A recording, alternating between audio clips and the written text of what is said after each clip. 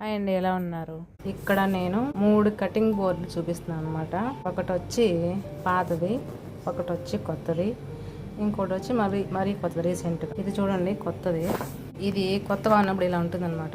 ఇక్కడ ఎలా ఉంది చూసారా? మామూలుగా చిన్న చిన్న కన్నాల్లాగా డిజైన్ లాగా ఉంది కదా.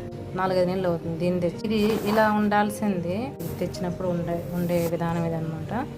ఇలా ఉండాల్సింది ఇలాగైందనమాట. ఇది కట్ చేసిన తర్వాత ఇలా వచ్చింది చూసారా? ఇక్కడ కనిపిస్తుందా గీతలు? ఇక్కడ అంతా ఎగిరిపోయింది కదా మొత్తం.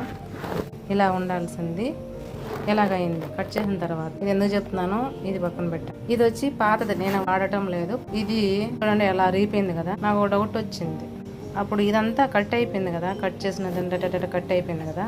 ఇదంతా ఏమైంది అనేసి నాకు డౌట్ వచ్చింది. తెలియకుండానే కూరతో పాటు ఈ సన్నగా లేస్తుంది కదా ప్లాస్టిక్, చాకుతో ఇలా తోసుకుంటాం కదా మనం. మొత్తం ఇదంతా తినేసంగా మిగిలింది అనమాట ఇది. అయితే మాకు తెలియకుండానే మన పొట్టలోకి ఇదంతా వెళ్ళిపోయింది. ఈ రబ్బరు కనిపెట్టేసాను కాబట్టి నల్లగా అయిపోయింది అనమాట.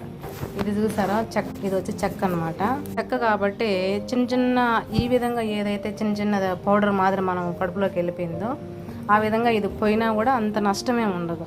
అంత ఎక్కువ మనకు హాని కలిగించేది అంత ఇదేం ఉండదు. రబ్బరు మనకు పొట్టలోకి వెళ్తే ఏం నష్టాలు అనేసి అందరికీ తెలుసుంటాయి. ఒకవేళ తెలియకపోతే యూట్యూబ్లో కొట్టి చూడండి. నేను ప్రత్యేకంగా చెప్పనవసరం లేదు.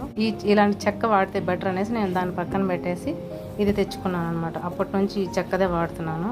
ఈ ప్లాస్టిక్ కొంచెం అవాయిడ్ చేద్దాము.